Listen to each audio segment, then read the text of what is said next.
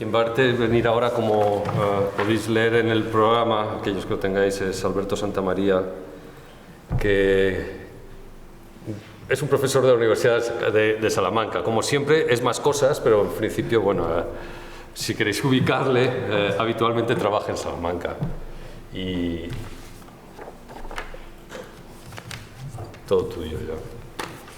Yo que si necesito, tú no tendrás un bolígrafo, ¿verdad? Sí. Gracias. Bueno, buenos días. Muchas gracias, Julio, por la invitación. Es un placer estar aquí en Alcalá de Henares y con gente amiga y para compartir un poco esta reflexión en torno al tema de la cultura y las emociones y las afecciones políticas, que es un poco uno de los temas, creo que actualmente más interesantes en el ámbito de la teoría en un sentido amplio.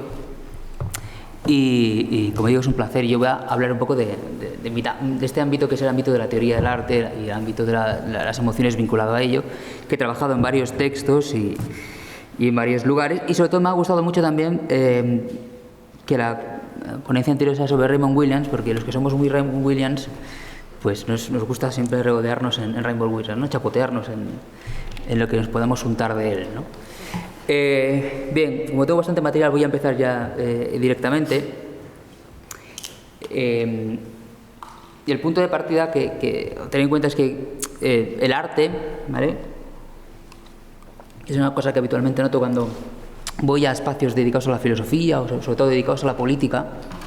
El arte sigue siendo un lugar muy extraño cuando lo que queremos hablar realmente es de política. Es una cosa, es peculiar este hecho, es un poco lo que voy a enfocalizar, ¿no? Como si ese lugar, como si ese no fuese el lugar del arte, ¿no?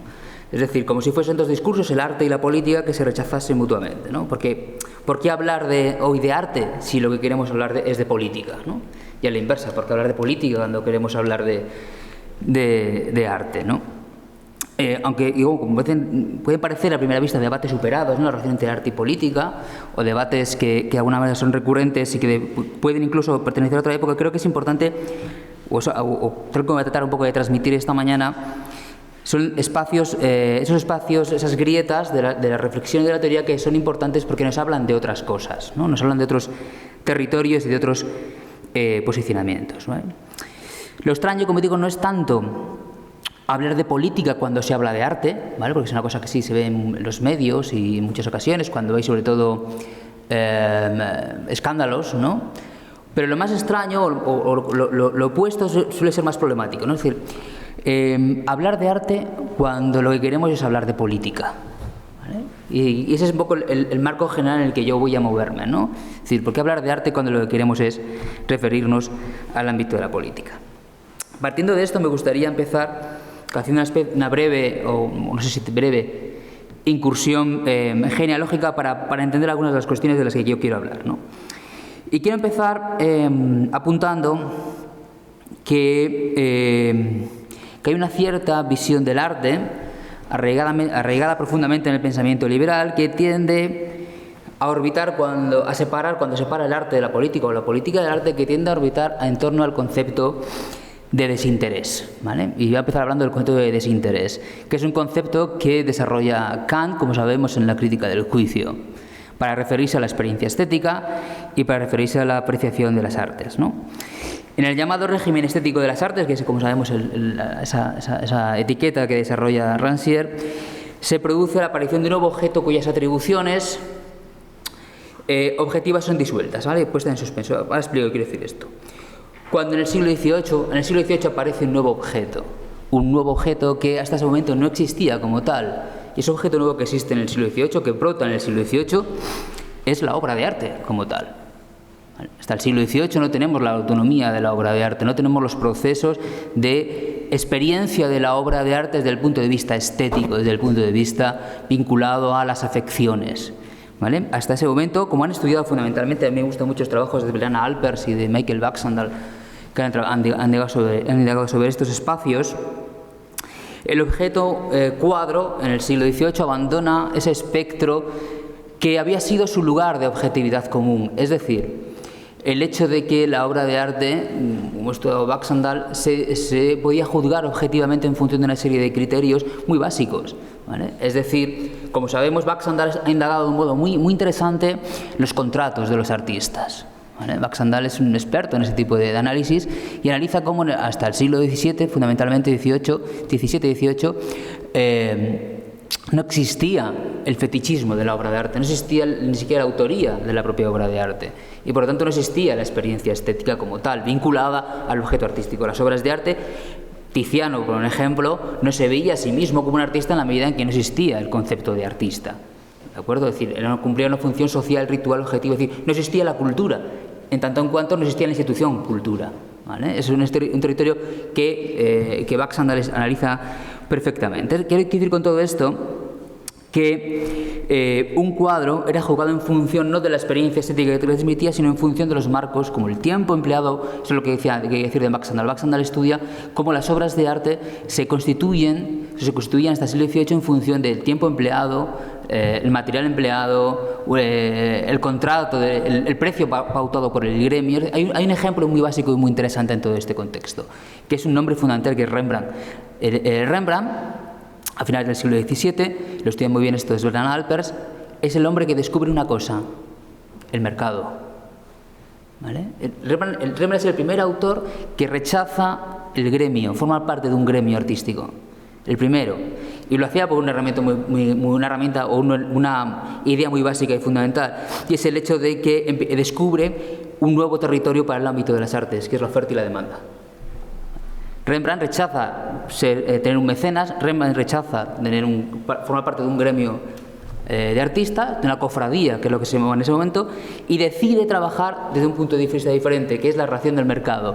Lo que dice Bernard Alpers es que Rembrandt es primero que se inventa la marca Rembrandt, ¿vale? Si sabemos que Rembrandt hacía una cosa fantástica. Cuando Rembrandt fallece, se descubre que tiene una colección de pintura horrenda. Tiene los peores cuadros de los peores artistas. Rembrandt se hundió económicamente muchas veces en su vida. ¿Pero por qué es lo que hacía? Hacía una cosa fascinante, descubrió una herramienta muy importante, y era que cuando iba a las subastas, ¿vale?, gastaba un pastizal en los peores cuadros. ¿Por qué hacía esto Rembrandt? Porque decía, cuando apareciese un Rembrandt, si has pagado X por esta mierda, perdón por la expresión, por un Rembrandt pagarás esto, ¿vale? Rembrandt se dio cuenta de que el concepto de autoría o el concepto de mercado iba a señalar un nuevo territorio cultural, ¿vale? Es muy interesante estos análisis que hace Bernard Alpers sobre los modelos culturales. Bien, quiero decir todo esto porque el siglo XVIII implica el surgimiento de un nuevo registro de la mirada, una nueva forma de concebir los procesos de apreciación de su objeto estético, de su objeto artístico, perdón. Es decir, si bien como hasta el siglo XVIII la obra de arte tenía una objetividad, es decir, era juzgada en función de una serie de criterios vinculados al tiempo empleado, al material empleado, a las condiciones del contrato, es decir, si un cuadro era mejor o era peor en función, por ejemplo, si el artista había empleado azul ultramar o no, u otro tipo de azul, en la medida en que eso implicaba que el cuadro era mejor porque había sido empleado una serie de materiales mejores, ¿vale? Es decir, había una serie de elementos objetivos que establecían la forma en la que se establecía la relación entre el comprador y el artista, ¿vale? Ahora explicaré también qué quiero decir con todo esto. Esto se fractura y creo que Kant es un eje fundamental de todo esto cuando Kant en la crítica del juicio los pone a través del concepto de desinterés, ¿vale? Es decir, la contemplación del arte pasa de ser una contemplación vinculada a ritos políticos. Pensad, por ejemplo, en Tiziano y las furias, ¿vale? Las furias de Tiziano, Ixion, Sísifo, etcétera, etcétera. Esos fueron cuadros alegóricos que vinculaban a un proceso político, es decir, eran objetos de un rito político. Es decir, María de Hungría le encarga a Tiziano las cuatro furias, que en el fondo representaban, esas cuatro furias representaban a los cuatro príncipes alemanes que se habían enfrentado a Carlos V. Si os enfrentáis a Carlos V, os pasará como a estos personajes de la historia, que acabaréis sometidos al horror y la tragedia eternamente. Es decir, los cuadros de Tiziano, cuando son pintados en el siglo XV y XVI, no cumplen una función estética, simplemente como una función de alegoría política, ¿vale? Y ahora explicaré también por qué. En el siglo XVIII esos cuadros empiezan a transitar a un nuevo territorio que es el ámbito de una experiencia subjetiva. Son vistos, ¿vale? La cultura visual se ha transformado radicalmente y ya no son experimentados como objetos políticos o rituales, sino como una forma de subjetivación de la experiencia sensible, ¿vale? ¿Qué es lo que ha pasado en ese momento? Bueno, pues sí, ahí tenemos el hecho del concepto de desinterés. Kant es un concepto que desarrolla en la crítica del juicio y que señala a un territorio afectivo en el cual la experiencia de la obra de arte no está vinculada a ningún tipo de interés. ¿Vale? Es decir, el desinterés implicaba que se generaba en la relación con ese objeto que antes tenía una función política, ritual o religiosa. Tiziano, por ejemplo, el cuadro de Tiziano ya no es visto desde el punto de vista de esa alegoría política, sino que empieza a valorarse por criterios subjetivos, por criterios vinculados a la suspensión que yo como espectador hago del cuadro. Suspendo ese cuadro de sus relaciones políticas, sus relaciones religiosas o sus relaciones rituales y lo empiezo a valorar en función de la experiencia que obtengo sensible de ese cuadro. ¿Vale? Por lo tanto, no tengo que esperar nada del cuadro, ningún tipo de interés de ese objeto, sino que lo único que obtengo es la experiencia si suspendo mis relaciones de interés con el cuadro y lo veo simplemente desde el punto de vista del desinterés. ¿Vale? Es una de las ideas que Kant desarrolla y otros autores desarrollan en el siglo XVIII. Pero lo que quería decir es que no podemos separar este concepto de desinterés.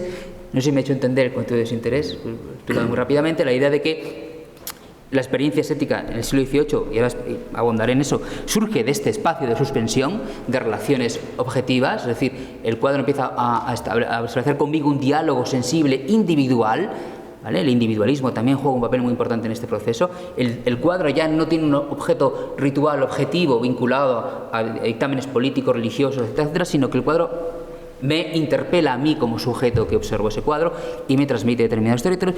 Digo que no podemos separar ese concepto de desinterés de un concepto fundamental en esta época, y esto lo ha estudiado muy bien Derrida en La verdad en pintura, que es el concepto de interés.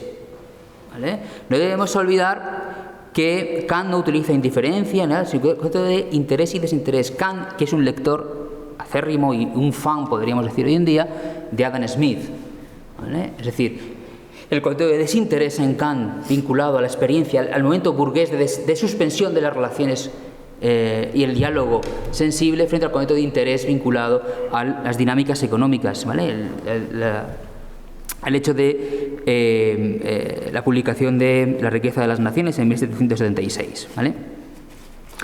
David Hume, por ejemplo, otro gran autor fetiche de Kant, decía que el arte relaja la mente de la ansiedad, del trabajo y del interés propio, ¿vale? La idea de que la propia burguesía liberal construye ese espacio de relaciones nuevo, que es el espacio subjetivo, que es el espacio del desinterés en torno a una serie de objetos cuadros que están ahí. Ahora espero explicar esto de un modo más preciso.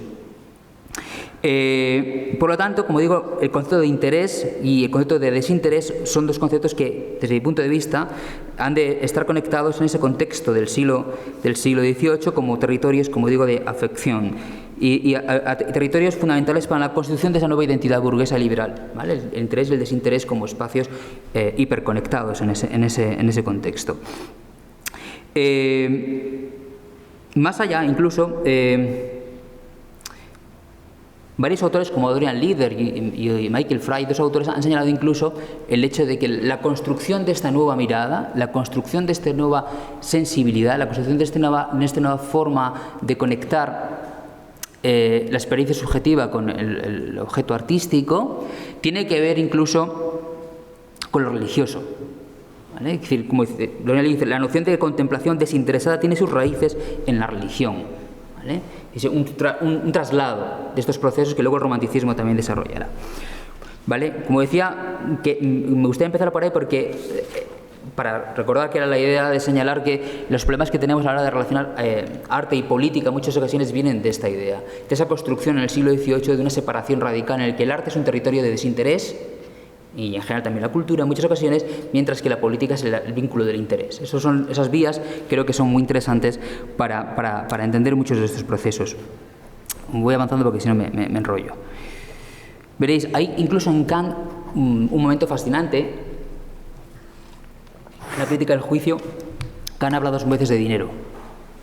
Dos veces de dinero habla Kant en la crítica del juicio. Y las dos veces que habla de dinero es para decir que el artista no debe cobrar, o que el artista no debe tener interés en el dinero, ¿vale? Kant, en la crítica del juicio, en el párrafo 43, si no me equivoco, por ejemplo, hace una separación entre arte, ciencia, arte, naturaleza y arte, artesanía, ¿vale? Establece qué es lo que diferencia la producción. Claro, pensad que estamos en un contexto de transformación de la cultura visual y de transformación radical en las formas de sentir, como decía también Raymond Williams, de la constitución del propio concepto de cultura en el siglo XVIII, de democracia, de una serie de conceptos que están ahí produciéndose en ese contexto. Pues evidentemente el concepto de arte también se produce en este espacio. Arte en el sentido de lo que llama Rancière el régimen estético de las artes. Esta nueva experiencia del objeto vinculada con la subjetividad. Pues habla dos veces de dinero y las dos es para decir que aquel artista que cobra por su arte no es un artista, es un mercenario, ¿vale? Lo que llama artista mercenario Kant en la crítica del juicio. No se puede cobrar. Una cosa es que tú pintes un cuadro y luego ese cuadro se venda. Eso es diferente. Eso es diferente. Pero que tú pintes para vender, eso significa que tú no eres un artista, eres un mercenario. Y la palabra la utiliza Kant las dos veces que habla de salario. Un artista no puede tener un salario. Esto se vincula con lo que decía antes de Rembrandt en el siglo XVIII. Rembrandt en el siglo XVIII, en el siglo XVII descubre este nuevo territorio, ¿vale? Es decir, el territorio del dinero, el territorio del mercado. Eso se vincula al mismo tiempo con la producción de un nuevo concepto también en el siglo XVIII, que es el concepto de genio, evidentemente, que luego lo toman los románticos. Kant en la crítica del juicio habla del genio como una especie de explosión de la naturaleza. Es un ser que no sabe, que es completamente inconsciente de lo que hace. Kant dice en la crítica del juicio que un artista genial es aquel que no te puede explicar por qué ha hecho lo que ha hecho. Solo puede balbucear, solo puede dar ejemplos de lo que es genial, pero no te puede explicar cómo se pinta un cuadro, porque es una fuerza de la naturaleza la que habla a través de él, ¿vale? Fijaos, lo que quiero decir que hay una transformación brutal en los regímenes de visibilidad, ¿vale? Es decir, Tiziano no hubiera entendido este lenguaje. Tiziano no hubiera entendido esta idea de genio y de subjetividad radical. A mí me dicen, por ejemplo, Agamben lo explica muy bien cuando recrea la escena en la que Miguel Ángel habla con el Papa para la Capilla Sixtina. Según sabe, el Papa entraba y le decía: esto no me gusta, quítalo, cámbialo. El tío, el güey, lo cambiaba. No se ponía, es mi obra, es genio. No, porque no existía el concepto de artista ni el concepto de genio. Es que no existía ni siquiera el concepto de fetiche de obra artística. Pensad en Velázquez, en el Museo del Prado. Fijaos, Velázquez, cuando pintaba los retratos del rey, cuando el rey envejecía, pintaba encima del cuadro. ¿Por qué? Porque no existía el concepto fetiche de obra de arte. No existía el concepto de genio, ¿vale? Ni existía esa cultura de la obra de arte. Piensa que los derechos de propiedad intelectual son de 1776, curiosamente el mismo año que la riqueza de las naciones. El mismo año se produce, ¿vale? Sí, quiero decir con todo esto que hay una producción, una transformación en el siglo XVIII de las formas de entender la obra de arte, desde la objetividad hasta una apreciación más de corte subjetivo. Desinterés, dinero, genio, pero hay dos territorios fundamentales del siglo XVIII. No es casual que la obra de arte, si pasa de un territorio objetivo en el cual la gente no había una apreciación subjetiva de la obra de arte, implique al mismo tiempo y en paralelo la producción de disciplinas que nos expliquen que ese objeto ya no es objetivo, sino subjetivo, que es la obra de arte, ¿vale? Tiene que estar parapetada por un discurso, ¿vale? Nadie en el siglo XVII, XVI le tenían que explicar si un cuadro de San Jerónimo era bueno o era malo. Si había apreciaciones estéticas, no. ¿Por qué? Porque sabían quién era San Jerónimo y lo que implicaba la representación figurativa que estaba ahí dada. ¿Qué pasa cuando el arte ya no es juzgado desde ese punto de vista, sino por lo que Agamben llama hombre de gusto? Sino aquel que es capaz de degustar algo más en el cuadro. Ya no solo veo el objetivo, puedo encontrar espacios en el cuadro que otros no ven y yo sí veo. Hace falta una serie de disciplinas que parapeten todo eso. No es casual que en 15 años se creen el concepto de bellas artes, la estética como disciplina, la crítica de arte y la historia del arte, ¿vale? En 15 años, más o menos 15-20 años, se constituyen todas esas disciplinas.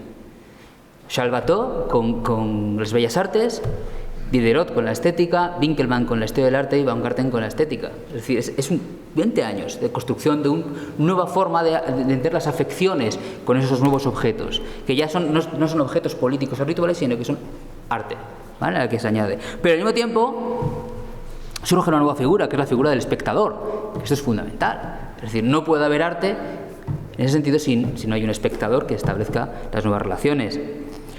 Y sobre todo, ahora estamos en el bicentenario del Prado. Es el momento en el que surgen los museos, obviamente.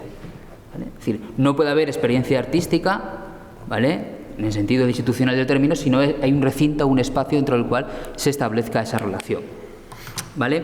Una relación basada en la que cuando uno entra en el museo suspende las relaciones de interés, ¿vale?, y focaliza todo el desinterés. Imaginad que entramos todos al Prado, ¿vale?, y con la conciencia de que lo que estamos, si relativizamos qué hay en el Museo del Prado, si relativizamos, lo que hay son telas, maderas y pigmentos a cascoporro, ¿vale? Entonces, evidentemente, si uno entra estableciendo ese prerequisito de que lo que estamos viendo son cosas, ¿vale?, nos estamos perdiendo toda una experiencia subjetiva, ¿vale? Una especie de, esto Pedro Portillo lo estudió muy bien, es decir, es la relación entre el campo del arte como un campo religioso. La estructura es la misma, el funcionamiento del campo religioso es el mismo que el campo artístico, exactamente igual. Del mismo modo que uno, si no tiene fe y toma la hostia consagrada, ¿vale?, lo que está tomando es un cachopán, tienes que creerte que eso es, que no haces un pacto y crees que eso es el cuerpo de Cristo. Del mismo modo, uno cuando va a un museo tiene que aceptar que lo que está viendo no es tela, madera y pigmento, sino que es algo más, un plus de algo más, ¿vale? Y funciona como un pacto que hacemos, ¿vale? Un pacto de fe. No sé si me estoy haciendo entender, ¿vale? Entonces, todos estos marcos institucionales son básicos para entender un trasfondo político en todo este elemento, ¿vale? Y ahora creo que me he pasado de tiempo, voy aterrizado en todo lo que quería contar, ¿vale? Esto quería contarlo en 5 minutos, me he ido un poco de tiempo. Bien, veréis, esto que he querido narrar es cómo en el siglo XVIII este problema para hablar de arte, ¿por qué hablamos de arte cuando queremos hablar de política? Lo quería señalar para que entendamos cómo en la construcción del arte, en la construcción de la conciencia artística, ¿vale?, se ha constituido este espacio de suspensión que es, por ejemplo, los museos, ¿vale?, de espacio de consenso, espacio de cultura de consenso. ¿Vale? Los museos son espacios consensuales en los cuales aceptamos lo que está ahí dentro como un relato cultural y como un espacio de subjetividad y de experiencias afectivas y emocionales. Dando un salto muy amplio, y es por aquí quería yo empezar, fijaos un poco lo que me he liado, quería dar un salto muy grande y fijaros en un personaje que es Hans Haacke. No sé si conocéis a Hans Haacke, pero es un personaje fundamental en todas estas ideas. Hans Haacke es un artista que trabajó fundamentalmente en la actualidad, desde los años 60, lo que se llama la crítica institucional, ¿vale? Según Hans Haacke, y está muy vinculado, cita mucho también a Raymond Williams, a Pierre Bourdieu, es un artista vinculado a determinados discursos sociales y culturales, considera que este discurso que os he contado yo, toda esta narración que he hecho hasta este momento, forma parte de un proyecto mucho más complejo. Él habla en un texto magnífico que se titula Museos, gestores de conciencia, dice lo siguiente, Hans Haacke: dentro del mundo del arte, museos y otras instituciones que organizan exposiciones juegan un papel importante en la inculcación de opiniones y actitudes. En efecto, habitualmente se presentan a sí mismas como organizaciones educativas y consideran la educación como una de sus primeras responsabilidades. Naturalmente, los museos trabajan en las torres de marfil de la conciencia. Declarar este hecho tan obvio, no obstante, no es una acusación de conducta desviada. El posicionamiento intelectual y moral de una institución se vuelve débil solo si pretende estar libre de prejuicios ideológicos. Y una institución tal debe ser puesta en duda si rehúsa reconocer que opera bajo coacciones derivadas de sus fuentes de financiación y de la autoridad a que ha de presentar informe. Hans Haacke considera que todos los museos y toda esta estructura del museo, toda esta estructura institucional que yo he narrado que viene del siglo XVIII, ¿vale?, es una estructura completamente ideológica. Es una estructura que está atravesada por los relatos ideológicos establecidos en cada momento. Y como hablar de arte es hablar necesariamente de política. Y como hablar de política implica también tener en cuenta las transformaciones del arte, ¿vale? Esas son herramientas que son básicas para entender el posicionamiento de Haacke y lo que yo quiero contaros aquí. Es decir, cómo funcionan los trasfondos políticos y económicos que están detrás del arte y cómo en muchas ocasiones el arte se ha visto como un territorio peculiar en las formas de dirigir la política, ¿vale? Os pongo un ejemplo muy básico. ¿Os imagináis igual pasa, ¿vale? Que en la concejalía de Alcalá de Henares del Ayuntamiento, la concejalía de urbanismo, dentro de la concejalía de urbanismo, a la hora de tomar decisiones de qué se construye y cómo se construye, estuviesen constructores, estuviesen nominalmente constructores, albañiles o bricomart, nos parecería aberrante, ser una idea de la propia corrupción.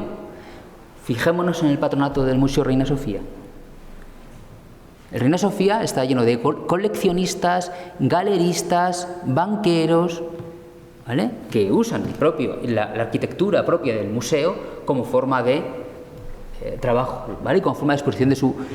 Me explico. Es decir, cómo en el arte o en la cultura se ha tolerado una serie de políticas, un relato político que ha formado parte de la constitución de la propia realidad. Y cómo esto está muy presente en muchas de las ideas. Hans Haacke tenía por aquí... A ver si esto va. Hans Haacke, no sé conocer la obra de Hans Haacke, pero la obra de Hans Haacke es fascinante para entender todos estos procesos. Haacke hace un tipo de arte conceptual, posiblemente sea el artista más censurado en su tiempo, es hacer arte sociológico en muchos sentidos. Haacke, por ejemplo, esto es una exposición en Colonia, en el Museo de Colonia en los años 70, en la que a varios artistas se les ofreció coger una obra del museo y hacer algo sobre ella. Haacke lo que hizo fue coger esta obra de Manet, El manojo de espárragos, y hacer una investigación en torno a quién había sido su dueño desde que salió del estudio de Manet, con una serie de catalogaciones más bien frías, casi Wikipedia, como veis al lateral, y descubre que desde que sale de Manet el cuadro va perteneciendo a familias judías hasta que, o casualidades, en el año 37 desaparece y vuelve a aparecer en manos de un ministro y un secretario del ministro nazi, ¿vale? Y eso pone tal. ¿Qué pasaba? Que ese secretario del ministro nazi era uno de los mayores benefactores del Museo de Colonia en el año 70 y tantos. Y al mismo tiempo era el abogado de Juan Pablo II, ¿vale? Claro, la obra fue quitada, fue censurada, no se pudo exponer, y lo que llevó a cabo, lo que trataba de mostrar un poco cómo la política y los elementos institucionales, ¿vale? El Museo de Colonia lo que dijo fue que el arte nada tiene que ver con la política. Bueno, tengo aquí la carta, no la voy a leer, pero sino que el arte no tiene que ver con la política y que la política nada tiene que ver con el arte, ¿vale? Que son espacios que no tienen por qué conectarse, como si el arte fuese un trozo de celofán que uno puede quitar de la realidad y que puede constituirse de una forma distinta, ¿vale? Como fue censurado, otros artistas de ese momento, como Daniel Buren, lo que hicieron fue poner dentro de sus obras no censuradas, pegaron la obra de Haacke que había sido censurada en el propio museo. Bueno, estos son datos e historias que me estoy un poco alargando. Por lo tanto, en muchas ocasiones cuando se mezcla cultura y política, muchos apartan la cara como si hubiesen olido amoníaco, ¿no? Porque es algo como que hay un territorio ahí complejo y como que sobre todo que si se da hay que buscar la separación. De todo esto, ya me he pasado de tiempo. De todo esto, de todas estas formas de trabajar, de todas formas de posicionar, en otros momentos, para referirme a la actualidad, he hablado sobre todo de lo que he llamado en algunos trabajos el activismo cultural neoliberal, ¿no? Que es la forma en la de entender cómo el liberalismo y luego el neoliberalismo han entendido muy bien la cultura como ese factor, precisamente hablaré de ello, exactamente de organización de la experiencia, ¿vale? Y cómo han sido, ahora lo comentaré también, personajes como Hayek, muy gramscianos y muy Raymond Williams. Ahora lo voy a explicar esto, para que es un poco lo que quiero decir con estos asuntos. El activismo cultural neoliberal es la forma en la que el neoliberalismo ha entendido que la cultura, o ha mantenido una paradoja en torno a la cultura. Por un lado, ha aparentado esos neoliberales, o podemos ver esos neoliberales como se lo suele entender, como desprecian la cultura, tanto por su elitismo o por no su elitismo, pero la desprecian a la cultura en sentido vinculado al arte, la literatura, etcétera, etcétera, pero a condición de reforzar una serie de discursos culturales que la izquierda en cierta medida ha abandonado, ¿vale? Y me refiero, y es un poco, ya he trabajado muchas veces esto, conceptos como creatividad, imaginación, felicidad, que son conceptos culturales fundamentales que han sido completamente vaciados de su sentido oposicional que tenían anteriormente, y como en el neoliberalismo son captados y cooptados para reforzar sus discursos de individualismo y competitividad, ¿vale? Hay otra forma, al neoliberalismo le interesa muy poco el discurso en torno al IVA cultural, pero le interesa más expandir conceptos de creatividad y de imaginación, ¿vale? Es decir, ese doble espectro para entender muchas de estas cuestiones. Hay un libro fantástico en torno a esto, que es el libro de George Giudice, El recurso de la cultura, ¿vale? George Giudice, en El recurso de la cultura, explica muy bien cómo se ha producido este vaciamiento a nivel pragmático, a través de documentos del Fondo Monetario Internacional y demás, de cómo se ha producido realmente este vaciamiento de estas herramientas culturales. Cultura y política, por ejemplo. Me parece fascinante, por ejemplo, una entrevista que se hizo al final de la legislatura anterior, en la cual aparecían, me parecía fantástico, el Estatuto del Artista, que me parece una cosa que ha sido por unanimidad, fantástico y tal, pero me parecía fantástico la reacción de Marta Ribera de la Cruz, cuando insiste en que se ha logrado la unanimidad y el consenso para lograr el Estatuto del Artista porque hablaban de cultura en las reuniones y no hablaban de política. Fijaos, ¿no? Es un ejemplo muy básico de esta separación, ¿no? Es decir, hemos llegado a un acuerdo porque hablamos de cultura, no hablábamos de política. Y como no hablamos de política, hemos llegado a un acuerdo en el Estatuto del Artista, que es evidentemente un elemento político, básicamente, ¿vale? Bien. Os decía muchas cosas de estas, pero estoy tocando tal, pero quería focalizarme en este proceso, que estoy un poco narrando, en este proceso, lo que quería llegar yo es a este momento en el cual este activismo cultural neoliberal ha sabido establecer o cooptar esos conceptos, esas palabras que tienen un carácter marcadamente oposicional, como imaginación o creatividad, que han sido capturadas por este discurso neoliberal que podemos ver en bancos y en grandes instituciones. ¿Cómo se ha producido ese vaciamiento? ¿Vale? Ese vaciamiento y cómo se ha mantenido esa línea de entender estos conceptos desde un punto de vista en suspenso, que nada tienen que ver con la política, ni nada tienen que ver con el conflicto, ni nada tienen que ver con lo oposicional, ¿vale? Es un poco lo que quería comentaros. Y para eso, es una cosa que la semana que viene, dentro de 2 semanas, tengo una charla sobre esto, pero bueno, me gustaría adelantarlo. Me voy a fijar un momento en un personaje que para mí es fascinante y que siempre recomiendo mucho, que es Friedrich Hayek.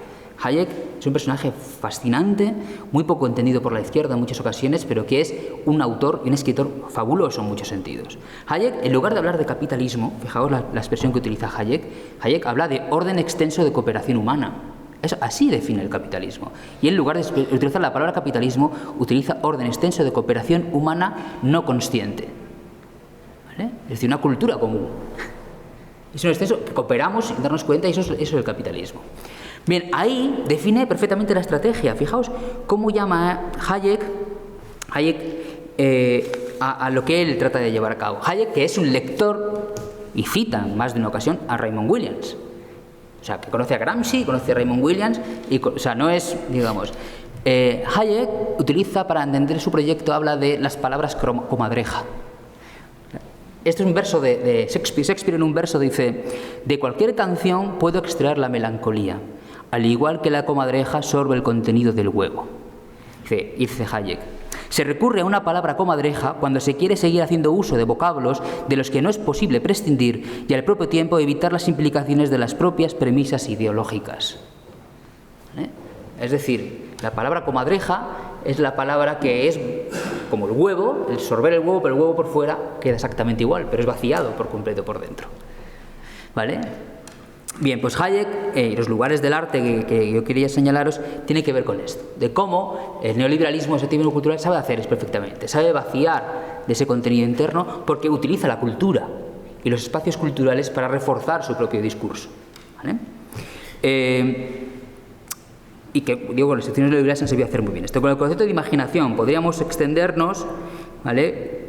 Pensemos, por ejemplo, que la imaginación como concepto, ¿vale? Hacemos una breve historia. La imaginación como concepto es un concepto que no aparece vinculado al arte y a la creación artística hasta el siglo XVIII. Posiblemente Los placeres de la imaginación, Joseph Addison, de 1712, sean la primera vez en la cual la palabra imaginación se vincula a la creación artística. La imaginación tenía un sentido completamente penado o incluso muy mal visto. Pensad en Don Quijote. ¿De qué enferma Don Quijote? De exceso de imaginación.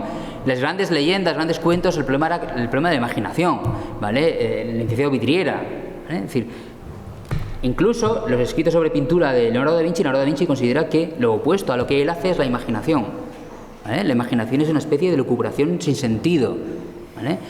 Joseph Addison es el primero que, en un libro que se llama Los placeres de la imaginación, que publica bajo seudónimo, hace algo tan radical como juntar dos palabras problemáticas, placer e imaginación, que eran palabras completamente opuestas en 1712. ¿Vale? La imaginación tenía un sentido, en el sentido oposicional.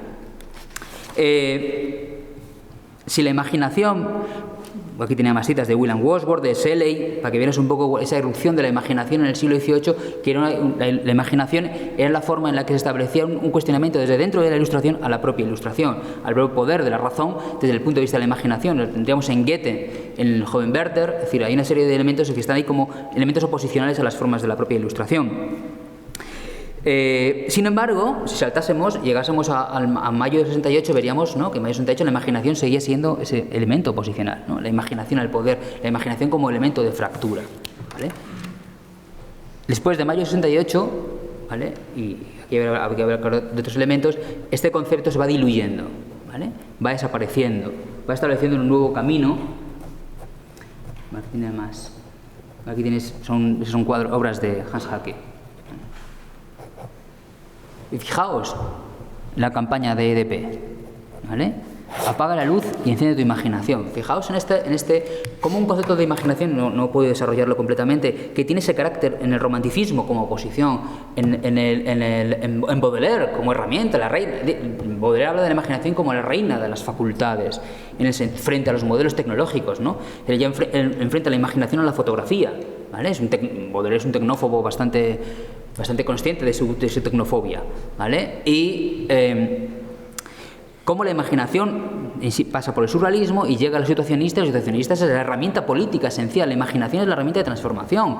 Fijaos un poco también, eso, el último libro de Enzo Traverso también está, el hecho de que la izquierda se ha quedado sin imaginario, sin alternativa, sin construcción de un imaginario alternativo, ¿vale? Eso tiene que ver precisamente con la claudicación de ese mayo 68, con esa fractura de los modelos oposicionales de la imaginación.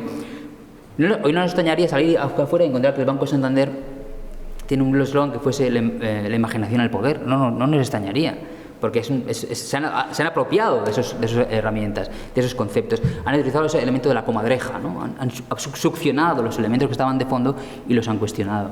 Pero fijaos en este eslogan, ¿vale? Apaga la luz y enciende la imaginación. Fijaos la luz, que es el símbolo de la Ilustración, de la razón, ¿vale? Tiene este doble sentido, ¿no? Frente al hecho de que la imaginación es la energía más... EDP tiene un hashtag incluso que es Imagina tu energía, que es el hecho de que para ellos es más importante la energía espiritual que tenemos todos nosotros que la energía que ellos producen, porque su energía no funcionaría sin la nuestra, o algo así, ¿no? Es decir, elementos de cómo han cooptado este tipo de ideas y cómo se ha producido esta mutación cultural y semántica de estos procesos, ¿vale? Fijaos, os cito, lo que la gente hace oficialmente no es nada comparado con lo que hace a escondidas. Se habla de creatividad a propósito de la obra de arte. ¿Qué representa esta al lado de la energía creadora que agita a una persona 1000 veces al día? Esto lo dice un situacionista, Raoul Vaneigem, ¿vale? Pero perfectamente podría ser un texto de EDP, ¿vale? Para que es un poco cómo ese elemento ha sido establecido o cambiado o subsumido. Voy más rápido. Tenía que también hablaros un poco de otro concepto, que es el de creatividad. Aquí tenemos un problema más grave. La palabra creatividad vinculada a la producción artística es muy tardía. La primera vez que se hace es en 1875, cuando Ward habla en torno a Shakespeare y habla de creatividad poética. Ningún romántico utilizó la palabra creatividad. La palabra creatividad hasta el siglo XX, mediados del siglo XX, solo tenía un componente religioso y teológico, no tenía un componente vinculado al acto de crear obras de arte. Pensad que la palabra creatividad no aparece en el diccionario de la Real Academia de la Lengua hasta 1984.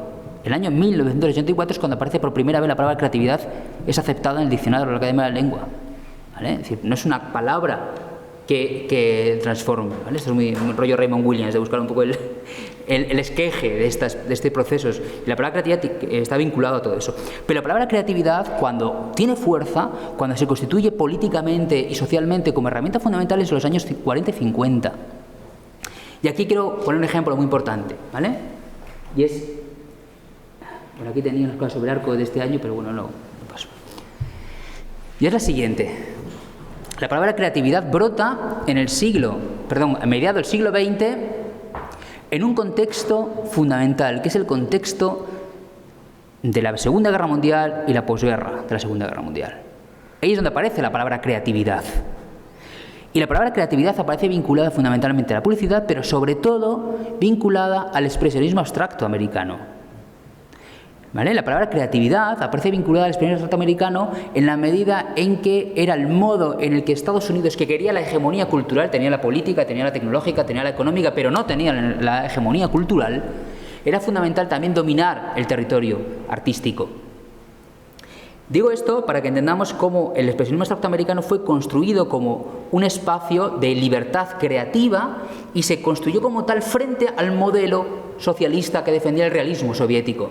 No es que a Roosevelt le gustase el Pollock, sino que en la medida en que el realismo socialista se veía como algo anquilosado, doctrinario, propagandístico, Estados Unidos difundió como elemento cultural el expresionismo abstracto americano, la libertad creativa, la expresión. Y aquí hay un elemento fundamental, que es un libro de Francis Stonor Saunders, que es La CIA y la Guerra Fría Cultural, en el cual analiza cómo el expresionismo abstracto, los propios agentes de la CIA, dicen que fue un invento suyo. ¿Vale? Hay una anécdota muy divertida en el año 49, Pollock, Rothko y demás, 40 y pocos, Rothko y demás vienen por toda Europa con sus obras y no se comen nada. La crítica es atroz, le dicen que es lo de siempre, que es una basura que ya está pasado de moda. Vienen 2 años después o 3 años después, pagados por la CIA y por el gobierno americano, y lo peta, ¿vale? Y lo constituyen un nuevo herramienta. Como el arte en ese sentido es usado políticamente como una herramienta de difusión de una hegemonía cultural nueva. Pollock, Rothko eran artistas en el año 35 completamente politizados, vinculados a la crítica social y vinculados, por ejemplo, a la República Española durante la guerra. ¿Vale? Pintaban así. Pollock pintaba así hasta el año 42, que es cuando entra Estados Unidos en la Segunda Guerra Mundial. Cuando Estados Unidos entra en la Segunda Guerra Mundial, todo realismo, toda figuración social es vinculada al socialismo y al comunismo. Y hay un traslado, un trasvase de esos artistas desde el realismo hacia la abstracción. ¿Vale? Rothko pintaba escenas de la soledad en el metro. ¿Vale? Cuando pasa todo esto, ¿vale? Se pasa esto. Jonathan Harris lo explica así. A comienzos de los años 40, la pintura realista socialista en Estados Unidos también se había desacreditado por considerarse que estaba en relación e incluso controlada por los comunistas y estalinistas activos en la Unión Soviética o que actuaban en organizaciones americanas de izquierda como el Partido Comunista Americano. Una tragedia más discutible fue el hecho de que en el año 48 las pinturas y afirmaciones de los presuntos abstractos empezaran a ser asimiladas dentro de la retórica anticomunista de la Guerra Fría. ¿Vale? Es decir, Pollock y Rothko aceptaron el anticomunismo como herramienta creativa. Y ellos lo aceptaron, y Rothko y Pollock pasaron de una teoría, de una forma de expresión vinculada a los movimientos sociales y los movimientos políticos, a una retórica religiosa, trascendental, emotiva, que alejaba de todo elemento político.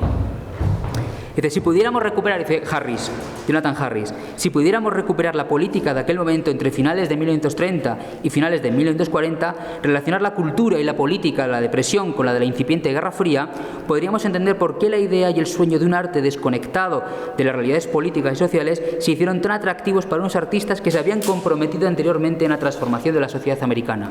El cambio radical desde un realismo social reconocido y positivo hasta la adopción de la abstracción como un nuevo paradigma de práctica y valor crítico puede entenderse como una estrategia.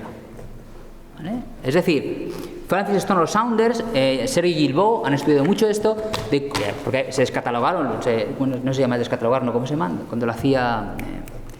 se desclasificaron los documentos en torno al expresionismo abstracto americano, ya no lo he traído aquí, pero hay varios documentos de entrevistas de personajes de la CIA incidiendo cómo se metió dinero y cómo se construyó un paradigma de libertad. Este cuadro sería la libertad frente al concepto del totalitarismo. Hasta el punto, fijaos, en que Pollock se convirtió en estrategia comercial. Esto es unas páginas de la revista Vogue. ¿Vale? Es decir, se utilizó la abstracción. Se utilizó la abstracción como una herramienta de modernidad y como una herramienta de libertad creativa.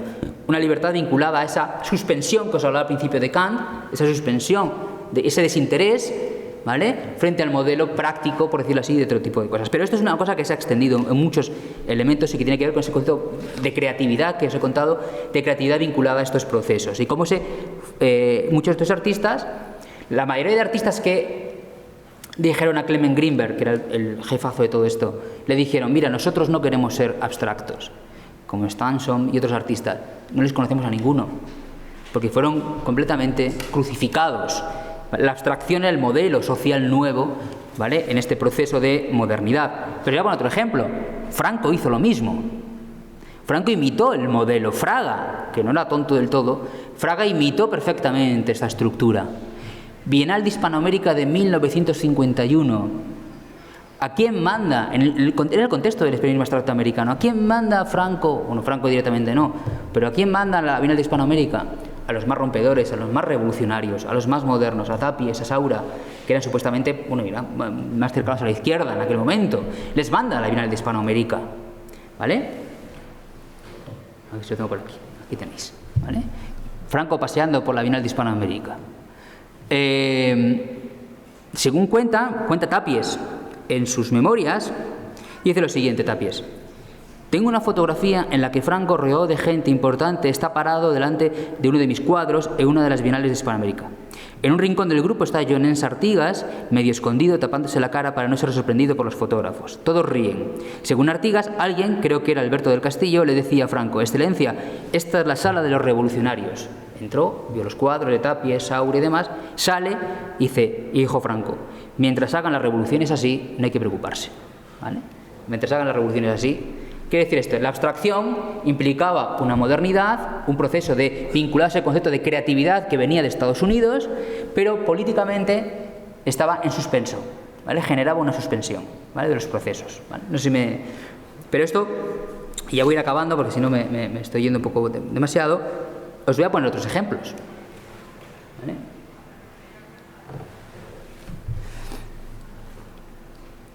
Fijémonos en estas imágenes, ¿vale? Son imágenes de diversos consejos de ministros, ¿vale? Diversos consejos de ministros.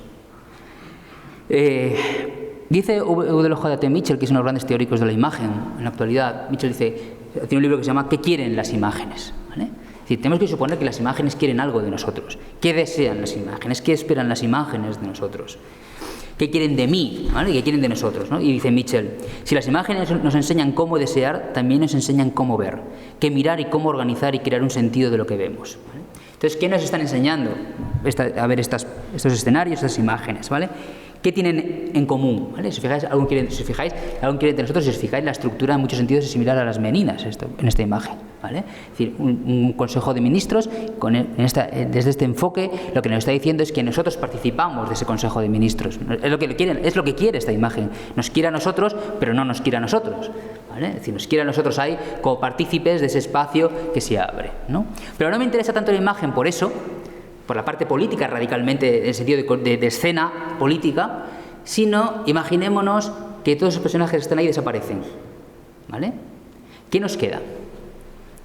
Nos quedan cuadros abstractos, ¿vale? O sea, si seguimos viendo algunas de las imágenes, ¿vale? Quiero decir, lo normal en un sitio como un consejo de ministros o un espacio de este carácter político, lo normal es que hubiera grandes personajes de la historia, figuración, historia, pero lo que tenemos son cuadros abstractos, ¿vale? Porque la abstracción genera un discurso de modernidad y un discurso de creatividad frente a otros espacios. Veréis, si vamos más allá, bueno, tiene yo, ay no tengo, mira.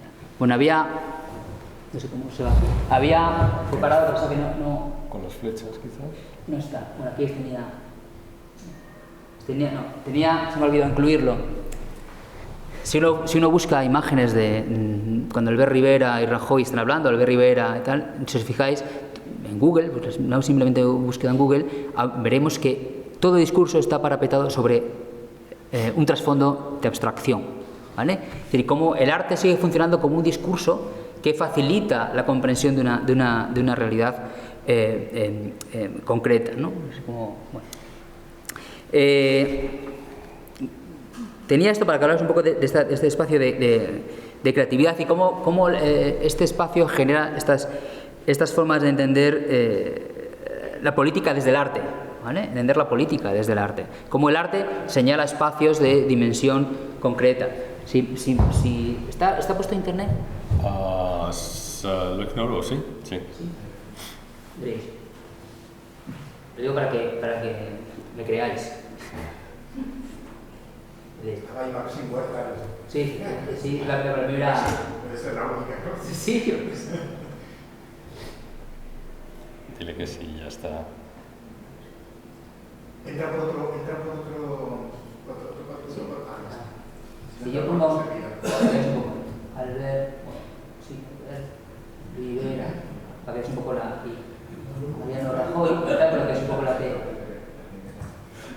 Y ponemos imágenes. La primera que se... Fijaos, ¿vale? Los pactos siempre se hacen con un tapiz detrás, ¿vale? No puedes pactar con una obra figurativa, porque la obra figurativa condiciona lo que estás contando. La abstracción ofrece un horizonte de creatividad y un horizonte de modernidad frente a espacios, espacios que no son, digo, de esa índole, ¿no? Es un poco la idea de cómo se ha producido. Y ya para acabar, un par de cositas. Una es, David Drecher dijo una vez que en el mundo del arte seguimos defendiéndonos del asalto ultraconservador y de la derecha cristiana. Es más, sabe que lo vivido hasta ahora no sea sino el principio. En una década así, cabe discutir el problema del activismo cultural sin tomar nota de sus manifestaciones en la derecha, ¿vale? Es un poco una de las ideas de derecha que creo que es muy importante. Tiene aquí hablar, no sé si conocéis un novelista que es John Mortimer, en El regreso de Titmuss, que Titmuss es un personaje que es ministro de Thatcher y habla mucho de ese tema de la abstracción, por ejemplo, sería otra de las cuestiones. Y ya, para acabar, ¿vale? Perdonad que al final me he enrollado de manera impresionante en este caos que he montado. A ver, por aquí. Un par de casos para que entendáis cómo esto se gestiona también conscientemente desde el poder, ¿vale? Arco 82 es la primera edición de Arco, del año 82. Si recurrimos a los datos de aquella época, Arco se hace por dos vías, o sea, con dos objetivos. Uno, mercado, abrir España al mercado internacional del arte. Y dos, proyectar una imagen de la cultura moderna de España, una imagen cultural de España. Ambos elementos están conectados. ¿Qué hace el gobierno de UCD y del PSOE, pero especialmente la UCD, cuando se pone en marcha Arco? Lo que se hace es dinamitar o construir una dinámica cultural vinculada a todo lo anterior. Es decir, todo el arte de los 70, en buena medida el arte de los 70 es un arte internacional, el español, arte conceptual, de corte antifranquista, políticamente comprometido con las dinámicas. El Grup de Treball, por ejemplo, aquí en el Museo de Reina Sofía tenéis los archivos del Grup de Treball y otros Muntadas y demás, que eran artistas conceptuales comprometidos políticamente frente al franquismo.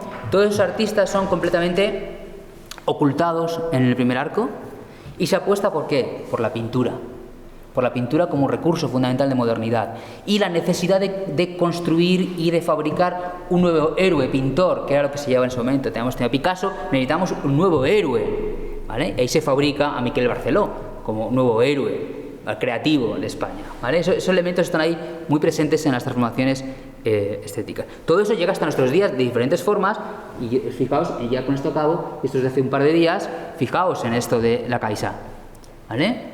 Ahora son los museos y las instituciones neoliberales las que constituyen un discurso en el que los bancos que más desahucian nos dicen que el arte es la mejor forma de coser las fracturas sociales de nuestra sociedad, ¿vale? Utilizando toda esta retórica de la imaginación, de la creatividad, porque el arte, ¿vale? El arte sigue siendo una herramienta fundamental para inocular un tipo de discurso y un tipo de adaptación a las narrativas propias del neoliberalismo en muchos sentidos, ¿vale? La creatividad ya no es una herramienta crítica u oposicional, sino que la creatividad es una herramienta competitiva, ¿vale? Es algo que se puede hacer para competir con el de al lado, lo mismo que la imaginación, ¿no? Pues se puede hablar mucho más, pero creo que me he venido arriba, perdonad que me he extendido, ¿vale? Muchas gracias por escucharme pacientemente.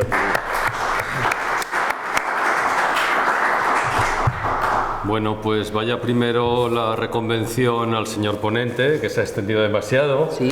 La segunda es que como lo que tenemos ahora es un café, podemos tomar un café más rápido y si tenéis algo que decir, bueno, pues si queréis, le tenéis aquí, podéis preguntar sobre lo que fuere.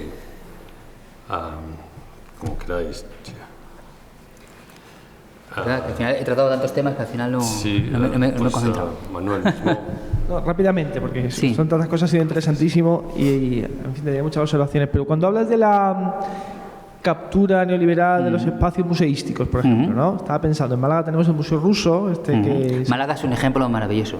Sí, para esto, claro. Pero el caso del Museo Ruso ahora ha montado una gran exposición sobre mujeres pintoras rusas. Claro, eso no puedes abstraerlo de la ola feminista, que está invadiendo un poco, ¿no?, la cultura. Entonces, claro, ¿en qué medida crees tú que eso es a su vez una neutralización del discurso feminista o no un reforzamiento? Porque realmente Claro, hay ambivalencias ahí, hay un ¿no? debate en torno a todo esto. Claro, yo cuando explico muchas de estas cosas me dicen, y el feminismo podría ser una de estas formas en las que, claro, evidentemente, este discurso neoliberal lo que hace es tratar de cooptar todo aquello. Una cosa que aprendió el neoliberalismo en los años 70 y 80 es tratar de cooptar todo aquello que le puede cuestionar. ¿Vale? Lo hace suyo, es completamente viscoso, es capaz de, los discursos neoliberales es capaz de quedarse con todos los elementos y hacer la comadreja. Es decir, es vaciarlo. Pero no veo tan clara la comadreja aquí, fíjate. O sea, hay comadreja en tanta medida, quiero decir, porque tampoco, el neoliberalismo no es un señor tampoco, ¿no? Sino que son dinámicas... Pero una cosa que no he contado, que con todo esto que cuento de la creatividad e imaginación, no quiero decir que los martes los del IBEX 35 se reúnan y dicen, vamos a ver qué palabra cogemos esta semana. No, es una estrategia mucho más compleja, claro. Por ejemplo, piensa en Kanye West cuando canta Black Slaves, ¿no? Entonces canta contra el esclavismo y considera que los norteamericanos negros contemporáneos siguen siendo esclavos de los blancos. Y eso es un hit. Bueno, es un discurso crítico, ¿no? Sí. Entonces, claro. no veo tan clara... es que es más, claro, yo he hecho una síntesis, claro, es mucho más complejo cómo establecer las dinámicas de apropiación de todo esto, porque en el fondo son dinámicas de apropiación que atraviesan muchos discursos, desde el mercado hasta la cultura, la política. Hay varios territorios ahí que sería complejo extrapolar, pero creo que hay un proceso muy extendido es lo que llama Hayek el orden extenso de cooperación humana, que lo que quiere decir con eso básicamente es como el neoliberalismo es una especie de babosa, él lo concibe, incluso pone alguna metáfora de ese tipo, que es capaz de ir moviéndose hacia todo aquello que le puede cuestionar y al mismo tiempo lo puede ir inoculando. Y claro, pero eso quiere decir que no va dirigido hacia un fin concreto, que puede salir por muchos caminos diferentes. Por eso lo llama orden de cooperación humana, orden extenso de cooperación humana inconsciente, ¿vale? Porque ¿vale? Entonces es muy complicado establecer hacia dónde va cada cosa, pero sí que hay una dinámica interna en el discurso cultural del neoliberalismo que tiende a fagocitar y a establecer esas líneas dentro del sistema, ¿no? Es complicado, ¿eh? No es tan sencillo, claro, pero habría que matizar muchas cosas, ¿no? Y cada caso no es el mismo, pero Málaga, por ejemplo, es un caso fascinante. Ahí, por ejemplo, Rogelio López Cuenca ha trabajado mucho esas líneas de cómo el museo es usado desde ese punto de vista. La figura de Picasso, por ejemplo, cómo ha sido usada, ¿no?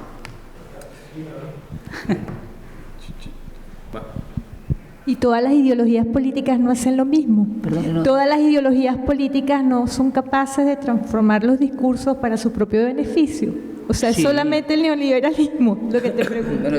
Yo hablo del neoliberalismo en la medida de que es el horizonte que actualmente estamos y que es quizás la capacidad, como los situacionistas supieron ver en muchos sentidos, es el único horizonte dentro del cual estamos. Uno puede hacer, lo que tiene el capitalismo en su fase neoliberal es el hecho de que si antes, y era la posición básica del situacionismo, si antes el capitalismo se veía como ese lugar que te impide ser libre, te impide ser tú mismo, te impide desarrollar la imaginación, hoy pasa todo lo contrario. Hoy el capitalismo es el sitio en el cual uno puede ser libre, en el cual uno puede ser creativo, uno puede decir todo, uno puede sentir todo, mientras no quieras cambiar el todo. ¿Vale? Entonces, ya no lo vería tanto como una ideología, sino como un sistema cultural mucho más complejo que una simple ideología. ¿Vale? Es decir, todo el sistema ideológico está vinculado a este discurso neoliberal. Hay un texto magnífico de Olin Wright, que es cómo ser anticapitalista en el siglo XXI, que explica muy bien ese proceso. Es decir, cómo puede ser un anticapitalismo en el siglo XXI, tiene que partir del hecho de aceptar el capitalismo. No hay otra vía, ¿no? Y jugar los caminos de cómo erosionar ese capitalismo, ¿no? Es decir, bueno, ese es el horizonte en el cual estamos. Bueno, pues tenía allí... ¿podrías coger el micrófono? ¿No te importaría?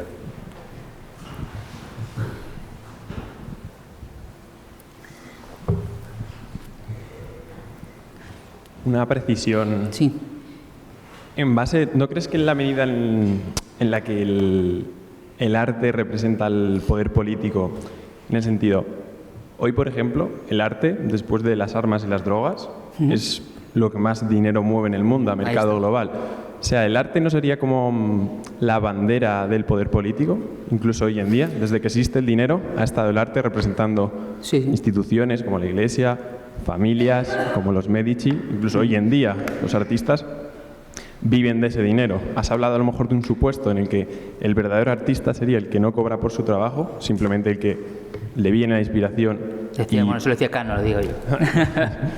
Pero cogiendo un poquito ese punto, el arte que concebimos hoy no estaría relacionado con el verdadero arte en ese sentido, ¿no? Es simplemente un arma que con el paso del tiempo se va reinventando, va pasando de unas manos a otras, y es la bandera con la que van cambiando un poco los vientos en función de quién está. Yo lo que quería contar al principio era cómo, quizá me sido un poco caótico, lo que quería contar al principio es cómo el arte sufre una transformación brutal en el siglo XVIII en la medida en que, por el mismo ejemplo de Tiziano, en Tiziano no hay ¿cómo decirlo?, un proceso... Tiziano produce una obra de arte vinculada a un poder político en el que no hay disociación entre cultura y política, ¿vale? Tiziano no es un artista y aparte de eso pinta para los reyes o pinta para María de Hungría, no.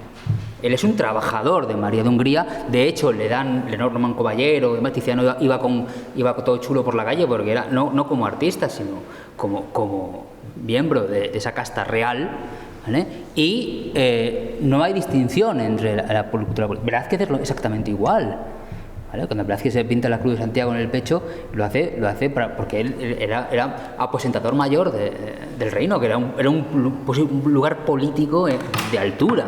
Es decir, no hay distinción en ese momento no hay distinción entre cultura y política. Ellos no son artistas porque no existe la institución arte. Hasta que no existe la institución arte no hay artistas, propiamente dichos. Lo que se hace después de Winkelmann, cuando se inventa la historia del arte, después de Winkelmann lo que hace es mirarse hacia las cuevas de Altamira y dice, todo lo que hay es arte, pero no existía el arte como tal. No hay una intención artística. Lo que surge en el siglo XVIII es esa intención desinteresada de producir obras que afecten sentimentalmente. Ese orden es el que se produce en el siglo XVIII. Por lo tanto, el tránsito va ahí. Es decir, de cómo hasta el siglo XVIII, por una fecha evidentemente, la cultura y el poder, la cultura y la política son lo mismo. De hecho, no existe cultura en ese sentido, solo existe el poder que echa mano de un artesano que lo hace muy bien, de un taller que lo hace muy bien, y en cambio, como a partir del siglo XVIII y XIX, eso es más sutil. ¿Vale? Ya ¿quién en el siglo XVIII, cuando se inventan los museos, la institución de arte, la experiencia estética, quién puede ir a un museo y degustar los cuadros? Como degustarlos, fijaos, la metáfora que se pone siempre en aquella época, que lo pone Hume en la norma del gusto, la metáfora del vino. Todos podemos probar vino, pero hay algunos que tienen mejor, no sé cómo se llama, para adivinaros cuál es un buen vino y un mal vino. Esa metáfora se utiliza millones de veces en el siglo XVIII para entender que los cuadros, todos podemos ver cuadros, pero solo unos pocos ven cosas en los cuadros que los demás no vemos. Eso es una cosa del siglo XVIII. Antes no estaba. ¿Quién podía hacer eso? Pues el que trabajaba 14 horas no. Es un producto burgués, radicalmente burgués. La experiencia estética como tal es una experiencia vinculada en ese contexto de la creación del museo, de la creación de tal, ¿vale? Muy vinculada a eso, ¿vale? Y es lo que decir con ese tránsito, que también lo explica muy bien Hans Haacke, es como el arte, en el momento en el que surge el arte como institución, el poder, ¿vale?, trata de reorientar el discurso del arte, o trata de jugar con el discurso del arte también para generar dinámicas. O dicho de otra forma, los museos, como fijaos en el título de Hans Haacke, museos gestores de conciencia. ¿Vale? Los museos nacionales, cualquier museo en el fondo no es un territorio desinteresado o en suspensión, sino que todo museo hace un relato, sobre todo el Prado, esos museos nacionales hacen relatos del país, hacen relatos nacionales, ¿vale? Entonces, ¿cómo se usa todo eso? ¿Cómo se construye esa nueva dinámica? ¿Vale? Claro, tenemos académicos y demás, ¿no? Pero el tránsito entre la idea de Tiziano, insisto, de Velázquez y lo posterior tiene que ver mucho con eso, con la construcción del mercado, por ejemplo. ¿Vale? Hay un libro de Pierre Rosa-Bayón que es maravilloso en el sentido que dice que el liberalismo bueno es el liberalismo económico, no el político. ¿Vale? Es decir, lo que hace el siglo XVIII es la utopía. La utopía es que no haya Estado, que el mercado sea el que regule todo. ¿Vale? Decía Pierre Rosa-Bayón, ¿no? Que el hecho de que La utopía consiste en que si todo se puede dirimir a través del mercado, ¿para qué queremos nada más? ¿No? Pues el arte juega un papel también importante en ese contexto de representación y el surgimiento del propio mercado del arte también. Y has mencionado una cosa que no me ha quedado claro. Cuando has hablado del cuadro de San Jerónimo, por ejemplo, sí. Cuando hablabas de reconocer, ¿no?, de esos dogmas, sí. San Jerónimo, santo patrón de... Sí. ¿Qué querías decir con eso? En el sentido de que si hacían un encargo a cualquier artista, decían, es San Jerónimo, lo aceptamos tal cual. En el sentido de que no había una valoración crítica. Mira, lo que quiero contar con eso es que los contratos, fijaos, los contratos que tenemos que nos han llegado de Rembrandt, sobre todo de Rubens, de Tiziano, de muchos otros, son increíbles, porque son contratos en los cuales al artista se le dice hasta cómo tienen que estar colocadas las manos, de qué color tiene que ser cada cosa. Es decir, el espacio creativo del artista era cero. De hecho, mira, Leo Strindberg tiene un artículo maravilloso sobre el ostentatio genitalum. ¿Qué es eso? Eso es que hay cartas entre artistas del siglo XIV, XV, que eran ¿cómo tenía las uñas Cristo? Claro, porque la imaginación no tenía que ver con la creación artística. El ostentatio genitalum es cómo pintar el paquetón de Cristo. ¿Cómo le pintamos? ¿Cómo tenía Cristo el paquete? El ostentatio genitalum. ¿Cómo pintar los genitales de Cristo? No parece una cosa de risa, pero fue un dilema.